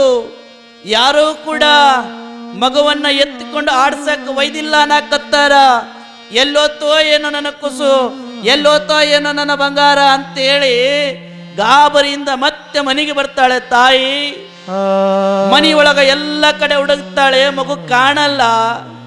ಮತ್ತೆ ಕೊನೆಯದಾಗಿ ಆ ಮನೆಯ ಇತ್ತಲಿಗೆ ಬಂದು ಹುಡುಕ್ತಾಳೆ, ಅಲ್ಲಿಯೂ ಕೂಡ ಕೂಸು ಕಾಣಲ್ಲ. ಸ್ವಲ್ಪ ಗಾಬರಿಯಿಂದ ಆ ಹಿತ್ತಲದ ಹಿಂದಗಡೆ ಒಂದು ಹಾಳು ಬಿದ್ದ ಬಾವಿ ಇತ್ತು. ಆ ಹಾಳು ಬಿದ್ದ ಬಾವಿಯನ್ನು ನೋಡ್ತಾಳ, ಗಾಬರಿ ಆಗ್ತದ. ಮಗು ಏನಾದ್ರೂ ಆಟ ಆಡ್ಕೊಂತ ಬಾವಿಯ ಹಿಂದ್ಗಡೆ ಏನು ನಿಂತದೇನೋ, ಆ ಆಟ ಆಡ್ಕೊಂತ ಮಂಡಿಯ ಗಾಲಿನಿಂದ ಹಂಗೆ ನಡ್ಕೊಂತ ಆ ಬಾವಿ ಹಿಂದ್ಗಡೆ ಏನಾರ ಕುಂತದೇನೋ ಅಂತ ಓಡಿ ಬಂದು ಬಾವಿ ಹಿಂದ್ಗಡೆ ನೋಡ್ತಾಳ. ಬಾವಿ ಹಿಂದ್ಗಡೆನೂ ಕೂಡ ಕೂಸಿದ್ದಿದ್ದಿಲ್ಲ. ತಾಯಿಗೆ ಭಯ ಆಯ್ತು, ಗಾಬರಿ ಆಯ್ತು. ಕೊನೆಯದಾಗಿ ನಾ ಅನ್ಕೊಂಡಂಗ ಆಗದೆ ಇರ್ಲೋ ಯಜ್ಜ ಅಂದ್ಲು. ನನಗೇನು ಕಲ್ಪನೆ ಬರಕತ್ತದಲ್ಲ ಅದು ಆಗದೆ ಇರ್ಲೋ ಯಪ್ಪ ಪುಟ್ಟ ಯಜ್ಜ ಅನ್ಕೊಂತ ಆ ಹಿತ್ತಲ ಬಾಕಲದೊಳಗಿರುವಂತ ಹಾಳು ಬಿದ್ದ ಬಾವಿಯನ್ನ ತಾಯಿ ಇಣಿಕಿ ನೋಡ್ತಾಳ. ಯಾವಾಗ ಹಾಳು ಬಿದ್ದ ಬಾವಿಯನ್ನ ತಾಯಿ ಬಗ್ಗೆ ಇಣಿಕಿ ನೋಡಿದ್ಲು, ಆ ಮಗು ಆಟ ಆಡ್ಕೊಂತ ಬಂದು ಆ ಬಾವಿ ಒಳಗ ಬಿದ್ದು ಸತ್ತು ಹೋಗಿ. ಯಾವಾಗ ಆಟ ಆಡ್ಕೊಂತ ಬಂದು ಬಿದ್ದಿತ್ತು ಆ ಬಾವಿ ಒಳಗ ಕೂಸು ಸತ್ತು ಹೋಗಿತ್ತು. ಆ ಹಾಳು ಬಿದ್ದು ಬಾವಿ ಒಳಗ ಮಗು ಬಿದ್ದು ಸತ್ತದ್ದನ್ನ ನೋಡಿ ತಾಯಿಯ ಹೃದಯ ಒಡೆದೋಯ್ತು. ಪುಟ್ಟರಾಜ ಕೂಗುತ್ತಾಳ, ಯಪ್ಪೋ ನನ್ನ ಮಗು ಹೋತೋ ಯಪ್ಪ, ನನ್ನ ಕೂಸು ಸತ್ತದೋ ಭಗವಂತ, ಎಲ್ಲೋಯ್ತೋ ಏನೋ ಆಟ ಆಡ್ಕೊಂತ ಬಂದು ಬಿದ್ದು ಬಿಟ್ಟದ. ಯಪ್ಪ ಗುರುವೇ, ನೀ ಬರುವ ದಿನ ನೀನೇ ನನ್ನ ಮಗುವನ್ನ ಕರ್ಕೊಂಡೇನು, ನೀ ಕೊಟ್ಟ ಕೂಸು ನೀ ಬರುವ ದಿನನೇ ಕಿತ್ತಿಕೊಂಡೆಯಲ್ಲೋ ಯಪ್ಪ. ಇಂಥ ಬಂಗಾರದಂತ ಕೂಸನ್ನ ಕೊಟ್ಟು ನೀ ಬಂದ ಮೇಲೆ ನಿನ್ನ ಪಾದಕ್ಕೆ ಹಾಕ್ಬೇಕು ಅನ್ಕೊಂಡಿದ್ದೆ, ಆದ್ರೆ ಇವತ್ತೇ ನನ್ನಿಂದ ಕಳ್ಕೊಂಡಿಯಲ್ಲೋ ಭಗವಂತ, ಇವತ್ತೇ ನನ್ನಿಂದ ಆ ಮಗುವನ್ನ ದೂರ ಮಾಡಿದೋ ಯಜ್ಜ. ನನ್ನ ಮಗು ಸತ್ತು ಹೋಯ್ತಂತ ತಾಯಿಯ ಹೃದಯ ಹೊಡೆದೋಯ್ತು, ಚೀರಾಡಕತ್ಲು. ಗಂಡ ಮಾತನ್ನ ಕೇಳಿ ಓಡೋಡಿ ಬಂದ. ಏನಾಯ್ತು ಏನಾಯ್ತು ಏನಂತ ಹೇಳಿರಿ? ಯಾವ ಕಾರಣಕ್ಕಾಗಿ ಇಡೀ ಊರು ಹಬ್ಬದ ವಾತಾವರಣದೊಳಗೈತೋ, ಯಾವ ಕಾರಣಕ್ಕಾಗಿ ಇಡೀ ಊರು ಸಡಗರದಿಂದ ಸಂಭ್ರಮದಿಂದ ಇತ್ತು, ಯಾವ ಕಾರಣಕ್ಕಾಗಿ ತುಲಾಭಾರವನ್ನಿಟ್ಕೊಂಡಿಯೋ ಆ ಎಲ್ಲ ಕಾರಣದ ಕಾರಣೀಭೂತನಾದ ನನ್ನ ಮಗ ಬಾವಿಯೊಳಗ ಬಿದ್ದು ಸತ್ತದ ನೋಡ್ರಿ ಎಂದ್ಲಾಕಿ. ಗಂಡನು ಕೂಡ ಹೃದಯ ಹೊಡೆತು, ಗಂಡನಿಗೂ ಕೂಡ ದಳದಳನೆ ಕಣ್ಣೀರು ಬಂದು. ಅಲ್ಲಿ ಕಣ್ಣೀರು ಬಂದಿದ್ದನ್ನು ನೋಡಿ ಗಂಡನೂ ಕೂಡ ಒಂದು ಕ್ಷಣ ಬಾವಿಯನ್ನು ಇಣಿಕಿ ನೋಡ್ತಾನ. ಅವನು ಕಂಡ ಸಾವಿರಾರು ಕನಸುಗಳು ನುಚ್ಚು ನೂರಾದು. ತಂದೆಯೂ ಕೂಡ ತನ್ನ ಮಗನನ್ನ ಶಾಲೆಗೆ ಭುಜದ ಮೇಲೆ ಹೊತ್ತುಕೊಂಡೋಗಿ ಬಿಟ್ಟು ಬರಬೇಕಂತ ಕನಸು ಕಂಡಿದ್ದ. ನಾನು ನೋಡಲಾರ್ದೆಲ್ಲ ನನ್ನ ಮಗನಿಗೆ ತೋರಿಸ್ಬೇಕಂತ ಗಂಡನೂ ಕೂಡ ಕನಸು ಕಂಡಿದ್ದ ಅಪ್ಪ.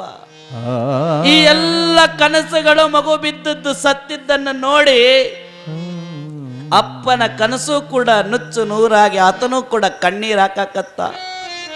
ಯಾವಾಗ ಗಂಡ ಹೆಂಡತಿ ಇಬ್ರು ಕೂಡ ಸತ್ತು ಬಿದ್ದ ಮಗುವನ್ನು ನೋಡಿ ಕಣ್ಣೀರು ಹಾಕತ್ರು, ಗಂಡ ನಿಧಾನಕ್ಕ ಬಾವಿ ಒಳಗೆ ಇಳಿದು ಸತ್ತಂತ ಮಗುವಿನ ದೇಹವನ್ನ ಎತ್ತಿಕೊಂಡು ಮೇಲೆ ಬರ್ತಾನ. ಹೇಳ್ತಾನ ಹೆಂಡತಿಗೆ, ನೋಡು ಕೂಸು ಸತ್ತದ, ಮಗು ನಮ್ಮಿಂದ ಹೋಗ್ಯದ, ಉಸಿರು ನಿಂತದ, ಇನ್ನು ಮುಂದೆ ಇದು ನಮ್ಮ ಮಗು ಅಲ್ಲ, ದಯಮಾಡಿ ಕಣ್ಣೀರು ಹಾಕಬೇಡ, ನಿನ್ನ ಹೆತ್ತ ಕರಳು ತಡಿಯಲ್ಲ ಅಂತ ನನಗೆ ಗೊತ್ತು. ಯಾಕಂದ್ರೆ ಒಬ್ಬ ತಾಯಿ 9 ತಿಂಗಳ ಕಾಲ ತನ್ನ ಗರ್ಭದೊಳಗೆ ಹೊತ್ತುಕೊಂಡು ತನ್ನ ಪ್ರಾಣವನ್ನು ಲೆಕ್ಕಿಸದೆ ಆ ಮಗುವಿಗೆ ಜನ್ಮ ಕೊಟ್ಟಿರ್ತೀರಿ, ಅದು ನೋವು ನನಗೆ ಗೊತ್ತಾಗ್ತದ. ಆದ್ರೆ ನಿನ್ನ ಕೈ ಮುಗಿದು ಕೇಳ್ತೀನಿ, ಈ ನೋವು ಮಗು ಸತ್ತಿರೋ ದುಃಖ ನಮ್ಮಲ್ಲೇ ಇರಲಿ. ಈ ಮಗು ಸತ್ತ ದುಃಖ ಏನೈತಲ್ಲ ಇದು ನಮ್ಮಲ್ಲೇ ಇರಲಿ. ದಯಮಾಡಿ ಪುಟ್ಟ ಯಜ್ಜನಿಗೆ, ಬರುವಂತ ಶಿವಯೋಗಿಗೆ, ಬರುವಂತ ಮಹಾತ್ಮನಿಗೆ ಈ ಮಗು ಸತ್ತದ ಅಂತ ಸುದ್ದಿ ಗೊತ್ತು ಮಾಡೋದು ಬೇಡ. ಈ ಕೂಸು ಸತ್ತೋಗ್ಯದ ಅಂತ ಆತಗೇನಾದ್ರೂ ಗೊತ್ತಾದ್ರ ಆತನೂ ಕೂಡ ಮನಸ್ಸು ನೋವು ಮಾಡ್ಕೊಂತಾನ. ನಮ್ಮ ನೋವನ್ನ ಆತನಿಗೆ ಹೇಳಿದಿವಿ ಅಂದ್ರೆ, ಆ ಶಿವಯೋಗಿ ಮನಸ್ಸು ನೋವು ಮಾಡಿಕೊಂಡು ಕಣ್ಣೀರು ಹಾಕಿದ ಅಂದ್ರೆ, ಆ ಶಿವಯೋಗಿ ಏನಾದ್ರೂ ಮನಸ್ಸು ನೋವು ಮಾಡಿಕೊಂಡ ಅಂದ್ರೆ ಮತ್ತೆ ಮುಂದಿನ ಜನ್ಮದೊಳಗೆ ನಾವು ಪಾಪಗಳನ್ನು ಅನುಭವಿಸ್ಬೇಕಾಗ್ತದ, ಮತ್ತೆ ಕಷ್ಟಗಳನ್ನು ಅನುಭವಿಸ್ಬೇಕಾಗ್ತದ. ಯಾವುದೇ ಕಾರಣಕ್ಕೂ ಶಿವಯೋಗಿಗಳ, ಸನ್ಯಾಸಿಗಳ, ಮಹಾತ್ಮರ ಮನಸ್ಸನ್ನು ನೋಯಿಸೋದು ಬೇಡ. ಈ ನೋವನ್ನ ಮಗು ಸತ್ತದ ಅಂತ ದಯಮಾಡಿ ಪುಟ್ಟ ಯಜ್ಜನಿಗೆ ಹೇಳೋದು ಬೇಡ ಅಂತ ಗಂಡ ಹೆಂಡತಿಗೆ ಸಮಾಧಾನವಾಗಿ ಹೇಳಿ ಆಕಿನೂ ಅಂತಾಳ, ಆಯ್ತು ಬಿಡ್ರಿ, ನಮ್ಮ ನೋವು ಶಿವಯೋಗಿಗಳಿಗೆ ನೋವು ಆಗೋದು ಬೇಡ, ಆತನಲ್ಲಿ ಬೇಡ್ಕೊಳ್ಳೋಣ. ಈ ಮಗು ಹೋಗ್ಯದ, ಮತ್ತ ಆಶೀರ್ವಾದ ಮಾಡಿದ್ರ ಮುಂದಿನ ವರ್ಷ ಮತ್ತೊಂದು ಮಗುವಿಗೆ ಜನ್ಮ ಕೊಡೋ ಶಕ್ತಿ ನನ್ನಲ್ಲಿ ಐತಿ. ಆದ್ರ ಈ ಮಗು ಕಳ್ಕೊಂಡು ನೋವು ಆತನಿಗೆ ಗೊತ್ತು ಮಾಡೋದು ಬೇಡ, ಶಿವಯೋಗಿಯ ಮನಸ್ಸು ನೋವು ಮಾಡೋದು ಬೇಡ ಅಂತ ಹೇಳಿ ಇಬ್ಬರು ಕೂಡ ಆ ಸತ್ತಂತ ಮಗುವನ್ನು ಒಂದು ಚಾಪೆ ಒಳಗೆ ಸುತ್ತಿ ಒಂದು ರೂಮಿನೊಳಗ ಇಟ್ಟು ಚಾವಿ ಹಾಕ್ತಾರ. ಇನ್ನೇನು ಶಿವಯೋಗಿಗಳು ಬಂದ್ರು ಮನೆಯ ಬಾಗಿಲಿಗೆ. ಗಂಡ ಕರ್ಕೊಂಡು ಬರಾಕತ್ತಾನ, ಹೆಂಡತಿ ಮನೆಯೊಳಗ ಕುಂತಾಳ, ಒಂದು ಕಡೆ ನೋಡ್ತಾಳ, ರೂಮ್ ಒಳಗ ಕೊಠಡಿ ಒಳಗ ಸತ್ತು ಬಿದ್ದ ಮಗು, ಮತ್ತೊಂದು ಕಡೆ ಶಿವಯೋಗಿ. ಏನೂ ತಿಳಿಯದ ಹಾಗೆ ಮಂಕ ಬಡೆದರ ಗಾತೆ ಆ ತಾಯಿ ಕುತ್ಕೊಂಡಾಳ ದುಃಖದೊಳಗ. ಇನ್ನೇನು ಪುಟ್ಟ ಯಜ್ಜ ಮನೆ ಬಾಗಿಲಿಗೆ ಬಂದ. ಆ ತಾಯಿ ಅವಾಗ ಆ ಪುಟ್ಟ ಯಜ್ಜನ ಮನೆ ಬಾಗಿಲಿಗೆ ಬಂದ ಕೂಡಲೇ ನಮ್ಮ ನೋವು, ನಮ್ಮ ದುಃಖ ಅಜ್ಜನಿಗೆ ಶಿವಯೋಗಿಗೆ ನೋವಾಗಬಾರ್ದು, ಗೊತ್ತಾಗಬಾರ್ದು ಅಂತೇಳಿ ಆ ತಾಯಿ ಆರತಿಯನ್ನ ಬೆಳಗ್ತಾ ತುಂಬಿದ ಚೆರಿಗೆಯಿಂದ ತುಂಬಿದ ಕಳಸದಿಂದ ಶಿವಯೋಗಿಯ ಪಾದಕ್ಕೆ ನೀರಾಕಿ, ನನ್ನ ನೋವು, ನನ್ನ ದುಃಖ ಪುಟ್ಟ ಯಜ್ಜನಿಗೆ ಗೊತ್ತಾಗಬಾರ್ದು ಅಂತೇಳಿ, ನಮ್ಮ ನೋವಿನ ಮಾತುಗಳ ಅತ್ತಿಗೆ ತಿಳಿಬಾರ್ದು ಅಂತೇಳಿ ಆ ನೋವಿನೊಳಗೂ ಆ ದುಃಖದೊಳಗೂ ಕೂಡ ಆ ತಾಯಿ ಪುಟ್ಟ ಯಜ್ಜನಿಗೆ ಆರತಿ ಮಾಡ್ತಾ ಒಂದು ಹಾಡು ಹಾಡ್ತಾಳೆ. ಎಷ್ಟು ಅದ್ಭುತವಾಗಿ ಹಾಡು ಹಾಡ್ತಾಳೆ ಅಂದ್ರೆ, ಹರ ಬಂದ ಗುರು ಬಂದ ಶಿವ ಬಂದ ಪುಟ್ಟ ರಾಜ ಬಂದ ಮನೆಗೆ, ಹರ ಬಂದ ಗುರು ಬಂದ ಶಿವ ಬಂದ ಮನೆಗೆ, ಗದುಗಿನ ಗುರು ಪುಟ್ಟ ರಾಜ ಬಂದ ಮನೆಗೆ, ಗಂಧರ್ವ ಗುರು ಪುಟ್ಟ ರಾಜ ಬಂದ ಮನೆಗೆ, ಗಂಧರ್ವ ಗುರು ಪುಟ್ಟ ರಾಜ ಬಂದ ಮನೆಗೆ, ಹರ ಬಂದ ಗುರು ಬಂದ ಶಿವ ಬಂದ ಮನೆಗೆ, ಹರ ಬಂದ ಗುರು ಬಂದ ಶಿವ ಬಂದ ಮನೆಗೆ. ಈ ಹಾಡಾಡ್ಕೊಂತ ತಾಯಿ ತನ್ನ ನೋವು ಗೊತ್ತಾಗಬಾರ್ದಂತ ಅಜ್ಜನನ್ನು ಒಳಗೆ ಕರ್ಕೊಂತಾಳ. ಅಜ್ಜ ಆನಂದದಿಂದ ಪಾದವನ್ನಿಡುತ್ತಾ ಮನೆಯನ್ನು ಪ್ರವೇಶ ಮಾಡ್ದ. ಎಲ್ಲ ಹಿರಿಯರು, ಎಲ್ಲ ಸಮಾಜದ ಮುಖಂಡರು ಎಲ್ಲರೂ ಕೂಡ ಆ ಮನೆಯೊಳಗೆ ತುಂಬಿ ತುಳುಕ್ತದ. ಅಜ್ಜ ಇನ್ನೇನು ಪಾದ ಪೂಜೆಗೆ ಕುತ್ಕೊಂಡ. ಗಂಡ ಹೆಂಡತಿ ಇಬ್ರೂ ಕೂಡ ಅಜ್ಜನ ಪಾದವನ್ನ ಎಡಗೈ ಒಳಗೆ ಹಿಡಿದು ಇನ್ನೇನು ನೀರು ಹಾಕಬೇಕನ್ನೋದ್ರೊಳಗ ಎತ್ತ ತಾಯಿಯ ಕರಳು ತಾಳಲಿಲ್ಲ. ತನ್ನ ನೋವನ್ನು ಎಷ್ಟೇ ನುಂಗಬೇಕು, ಆ ನೋವು ಶಿವಯೋಗಿಗೆ ಗೊತ್ತಾಗಬಾರ್ದು ಅನ್ಕೊಂಡಿದ್ಲು. ಯಾವಾಗ ಪುಟ್ಟಯ್ಯಜ್ಜನ ಪಾದವನ್ನು ತಾಯಿ ಹಿಡಿದ್ಲು, ಆಕೆಗೆಲ್ಲಾನು ಕೂಡ ನೆನಪಾಯ್ತು. ಇದೇ ಪಾದವನ್ನಲ್ಲವೇ ನಾನು ಕಾಣುವುದಕ್ಕೆ ಬರಿಗಾಲಿನಲ್ಲಿ ದಾವಣಗೆರೆಯಿಂದ ಗದುಗಿನವರೆಗೆ ಹೋಗಿದ್ದು. ಇದೇ ಪಾದಗಳನ್ನಿಡದಲ್ಲವೇ ನನಗೆ ಸಂತಾನ ಬೇಕಂತ ಕೇಳಿದ್ದು. ಇದೇ ಪಾದವನ್ನಿಡಿದಾಗಲ್ಲವೇ ನನ್ನ ಮಗುವಿನಿಂದ ಪಾದ ಪೂಜೆ ಮಾಡಿಸ್ಬೇಕನ್ನುಕೊಂಡಿದ್ದು. ಇವತ್ತು ಇದೇ ಪಾದವನ್ನಿಡಿದಾಗ ನನ್ನ ಮಗು ಸತ್ತು ಹೋಗ್ಯದಲ್ಲ ಅಂತ ತಾಯಿ ಕಣ್ಣೀರು ಹಾಕಕತ್ಲಾಕಿ. ಯಾವಾಗ ತಾಯಿ ಕಣ್ಣೀರು ಹಾಕಕತ್ಲು, ಒಂದೆರಡು ಹನಿ ಪುಟ್ಟಯ್ಯಜ್ಜನ ಪಾದಕ್ಕೆ ಬಿದ್ದ ಕೂಡಲೇ ಪುಟ್ಟಯ್ಯಜ್ಜ ಅಂತಾನ, ಏನವಾ ಪವಿತ್ರವಾದ ಗಂಗಾ ಮಾತೆಯ ಗಂಗಾ ಜಲದಿಂದ ನನ್ನ ಪಾದ ತೊಳಿತೆ ಅಂತ ಬಂದ್ರ, ನೀ ಯಾಕೋ ದುಃಖದ ಕಣ್ಣೀರಿಂದ ನನ್ನ ಪಾದ ತೊಳ್ಯಾಕತ್ತೀಯಲ್ಲ. ಅವಾಗ ಗಂಡ ಅಂತಾನ, ಏನಿಲ್ರಿ ಅಪ್ಪ, ನಿಮ್ಮಂತ ಮಹಾತ್ಮರು ಶಿವಯೋಗಿಗಳನ್ನ ಮನೆಗೆ ಬಂದಾರಲ್ಲ, ಅದು ಆನಂದದ ಕಣ್ಣೀರಾಗಿ ಬಿದ್ದಾವಷ್ಟ, ಮತ್ತೇನಲ್ಲ. ಅವಾಗ ಪುಟ್ಟಯ್ಯಜ್ಜ ಅಂತಾರ, ನೋಡ್ರವಾ, ನನಗ ಹೊರಗಿನ ಕಣ್ಣು ಕಾಣದೇ ಇರಬಹುದು, ನನಗ ಹೊರಗಿನ ಕಣ್ಣು ಕಾಣದೇ ಇರಬಹುದು, ಆದರೆ ಭಕ್ತರ ಅಂತರಂಗವನ್ನು ತಿಳ್ಕೊಳ್ಳುವಂತ ಒಳಗಿನ ಕಣ್ಣು ನನ್ನ ಹತ್ರ ಐತಿ. ಅದು ನನ್ನ ಅಪ್ಪ ಹಾನಗಲ್ ಕುಮಾರೇಶ ಪಂಚಾಕ್ಷರೇಶ ನನಗೆ ದೈಪಾಲ್ಚಾರ. ನೀವು ನನ್ನ ಹೊರಗಿನ ಕಣ್ಣು ಕಾಣಲ್ಲ ಅಂತೇಳಿ ಆನಂದದ ಕಣ್ಣೀರನ್ನ ಕತ್ತೀರಿ. ಅದು ಆನಂದದ ಕಣ್ಣೀರಲ್ಲ, ದುಃಖದ ಕಣ್ಣೀರೈತಿ. ನೀವು ಪಾದ ತೊಳೆಯಕ್ಕಿನ ಮೊದಲು ಎದಕ್ಕೆ ಅಳಕತ್ತೀರಂತ ಹೇಳ್ರಿ ಎಂದಾತ. ಅವಾಗ ಹೆಣ್ಣು ತಡಿಲಾರ್ದ ಹೇಳೇ ಬಿಟ್ಲಾಕಿ. ಆ ತಾಯಿ ದುಃಖ ತಡಿಲಾರ್ದ ಹೇಳಿದ್ಲಾಕಿ, ಯಪ್ಪ ಏನಂತ ಹೇಳಿ, ನೀ ಬಂದಾಗ ಈ ಮನಿ ಪುಣ್ಯಕ್ಷೇತ್ರ ಆಗ್ತದ, ಈ ಮನಿ ಶಿವ ಇರುವಂತ ಕ್ಷೇತ್ರ ಆಗ್ತದ ಅಂತೇಳಿ ಆನಂದದಿಂದ ಇಷ್ಟೆಲ್ಲ ಸಿದ್ಧತೆ ಮಾಡಿದೆ.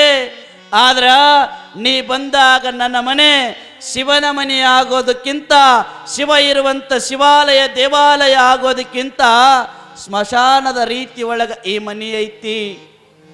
ನನ್ನ ಮನೆ ಒಳಗ ನನ್ನ ಕೂಸು ಸತ್ತು ಬಿದ್ದತ್ತೆ ಯಪ್ಪ. ನೀ ಬರೋ ದಿನಾನೇ ನನ್ನ ಮಗು ಕಸ್ಕೊಂಡಿಯಲ್ಲೋ ಯಪ್ಪ. ನೀ ಕೊಟ್ಟ ಮಗು ನೀನೇ ಕಿತ್ಕೊಂಡಿ, ಮತ್ತೇನು ಹೇಳಿ ನಿನಗೆಲ್ಲಾ ತಿಳಿತದಂದ್ರೆ ಇನ್ನೇನು ಮುಚ್ಚಿಡ್ಲಿ ನಾನು. ಅವಾಗ ಪುಟ್ಟಯ್ಯಜ್ಜ ಅಂತ, ಏನವಾ ನಾ ಬಂದು ನೀನು ಎಲ್ಲಿ ಸತ್ತದ ನಿನ್ನ ಮಗು, ಅವನೇ ಪಾದ ಪೂಜೆ ಮಾಡ್ತಾನ, ಕರೀರಿ ಅವನ್ನ, ಅವನೇ ಪಾದ ಪೂಜೆ ಮಾಡಿತಾನ, ಕರೀರಿ ಅಂದಾಗ ತಾಯಿ ಗಂಡ ಇಬ್ರು ಅಂತಾರ, ಯಪ್ಪ ಅವ ಬರಲ್ಲ, ಎಷ್ಟು ಕೂಗಿದರೂ ಸರ ಬರೋದಿಲ್ಲ. ಯಾಕಂದ್ರ ಅವನು ಸತ್ತು ಬಿದ್ದಾಗ ನಾನೇ ನನ್ನ ಕೈಯಾರೆ ಎತ್ಕೊಂಡು ಬಂದೀನಿ, ನಾನೇ ಕೈಯಾರೆ ಎತ್ಕೊಂಡು ಬಂದೀನಿ. ನಾನು ಹೆಂಡತಿನೇ ಒಂದು ಸಲ ಎದ್ದು ಅಮ್ಮ ಅನ್ನೋ ಕೂಸೆ ಅಂತ ಕೂಗ್ಯಾಡ್ಯಾಳ, ಒಂದು ಸಲ ಅಮ್ಮ ಅಂತ ಕರಿ ಅಂತ ಕಣ್ಣೀರಿಟ್ಟಾಳ. ಆದರೂ ಕೂಡ ಮಗು ಉಸಿರು ನಿಲ್ಲಿಸ್ಯದ, ಪ್ರಾಣ ಬಿಟ್ಟದ, ಸತ್ತೋಗೆತ್ತು ಯಪ್ಪ.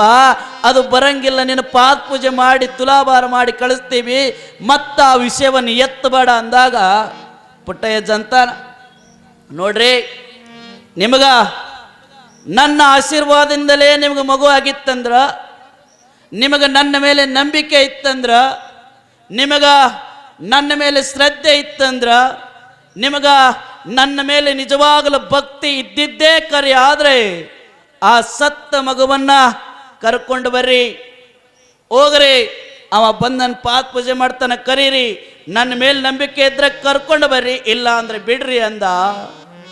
ಅವಾಗ ಗಂಡ ಹೆಂಡತಿ ಯಾರ ಮಾತು ಮೀರಿದ್ರು ಕೂಡ ಗುರುವಿನ ಮಾತು ಮೀರಕ್ಕೆ ಬರಲ್ಲ.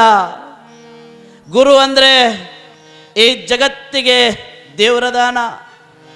ಅದರೊಳಗೆ ಇಂಥ ಗುರು ಹೇಳ್ಯಾನಂದ್ರ ಏನೂ ಮಾಡಕ್ಕೆ ಬರಲ್ಲ, ನಡಿ ಸತ್ತ ಮಗುವನ್ನೇ ಅವ್ರ ಪಾದಕ್ಕೆ ಹಾಕನ, ಮತ್ತೇನೈತೆ ಅಂತ ಕಣ್ಣೀರಾಗ್ತಾ ಹೋದ್ರು. ಇವರೇ ಹೆಂಡತಿ ಅಂತಾಳ, ಯಪ್ಪ ಬ್ಯಾಡೋ, ಇಂಥ ಕಠಿಣ ನಿರ್ಧಾರ ಭಕ್ತಿಯನ್ನು ನಮ್ಮ ಪರೀಕ್ಷೆ ಮಾಡಬೇಡ. ಇವರೇ ಆ ಮಗುವನ್ನು ಹೊರಗೆ ತಂದ್ರೆ ಸ್ಮಶಾನದ ಮನೆ ಆಗ್ತದ, ದಯಮಾಡಿ ಬೇಡ ಅಂದಾಗ ಕೊನೆಯದಾಗಿ ಹೇಳಾಕತ್ತೀನಿ, ನನ್ನ ಮೇಲೆ ನಂಬಿಕೆ ಭಕ್ತಿ ಇದ್ರೆ ಕರ್ಕೊಂಡು ಬಾ, ಇಲ್ಲ ಅಂದ್ರೆ ಬೇಡ. ಪುಣ್ಯಾಶ್ರಮ ಆಯ್ತು ಅಂತ ಗಂಡ ಹೆಂಡತಿ ಇಬ್ಬರು ದೊಡೆಯರು ಆ ಸತ್ತು ಮಲಗಿಸಿದ್ರಲ್ಲ ಚಾಪಿ ಒಳಗ ಮಗುವನ್ನ ಸುತ್ತಿ ಆ ರೂಮಿನ ಹತ್ರ ಕೊಠಡಿ ಹತ್ರ ಬರ್ತಾರ.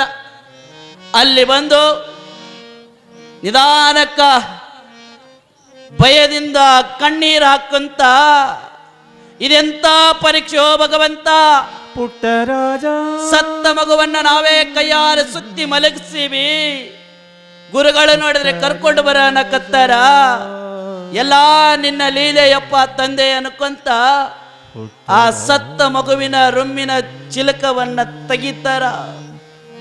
ಯಾವಾಗ ಚಿಲಕ ತೆಗಿತಾರ, ಆ ತಾಯಿ ಕಣ್ಣೀರ್ ಹಾಕೊಂತ ಬಾಗಿಲನ್ನ ತಳ್ತಾಳ, ತೆಗೆದು ಕಣ್ಣು ಮುಸ್ತಾಳ, ಮಗುವನ್ನ ನೋಡಬಾರ್ದು ಅಂತ. ಸತ್ತ ಮಗುವನ್ನ ನೋಡಿದ್ರೆ ಮತ್ತಷ್ಟು ದುಃಖ ಆಗ್ತದಂತ ಕಣ್ಣು ಮುಸ್ತಾಳ. ಯಾವಾಗ ಆ ರೂಮಿನ ಬಾಗಿಲನ್ನ ತೆರೆದ ತಾಯಿ ಕಣ್ಣು ಮುಚ್ಚಿ ನಿಲ್ಲುತ್ತಾಳ ರೂಮ್ ಒಳಗ. ಯಾವ ರೂಮಿನೊಳಗ ಚಾಪಿ ಒಳಗ ಸತ್ತಂತ ಮಗುವನ್ನ ಮಲಗಿಸಿದ್ರಲ್ಲ, ಅದೇ ರೂಮಿನ ಬಾಗಿಲನ್ನು ತೆರೆದು ಕಣ್ಣು ಮುಚ್ಚಿದಾಗ ಆ ಸತ್ತು ಬಿದ್ದ ಮಗು ಚಾಪಿ ಒಳಗ ಎದ್ದು ಕೂತ್ಕೊಂಡು ಆಟ ಆಡಕತ್ತಿತ್ತು, ಅಮ್ಮ ಅಂತ ಕೂಗಕತ್ತಿತ್ತು. ಪುಟ್ಟ ಪುಟ್ಟ ಹೆಜ್ಜೆಯನ ಕೂತ ಬಂದ ಗುರುವ. ಯಾವಾಗ ಆ ಮಗು ಎದ್ದು ಕುತ್ಕೊಂಡು ಸತ್ತಂತ ಮಗು ಚಾಪಿ ಒಳಗ ಎದ್ದು ಕುತ್ಕೊಂಡು ಅಮ್ಮ ಅಂತ ಕೂಗುತ್ತೋ, ಗಂಧರ್ವ ತಾಯಿ ಒಂದೇ ಸಲ ಆಶ್ಚರ್ಯಳಾಗಿ ಆ ತಾಯಿಯನ್ನ ಮಗುವನ್ನ ಎತ್ಕೊಂತಾಳೆ, ತಪ್ಕೊಂತಾಳೆ.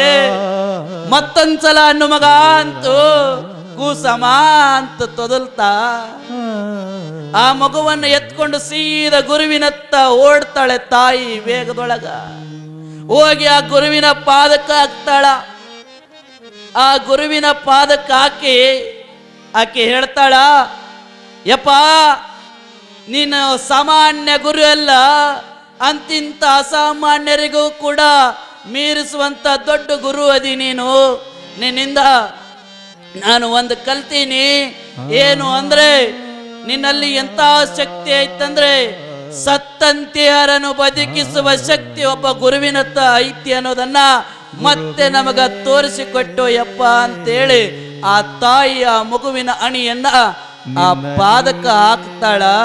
ಅವಾಗ ಹೇಳ್ತಾಳಕ್ಕೆ, ಎಷ್ಟು ಜನ್ಮದ ಪುಣ್ಯ ನಂದಮ್ಮ, ಶ್ರೇಷ್ಠ ಗುರು ದೊರೆತಾನ ನಂಗ.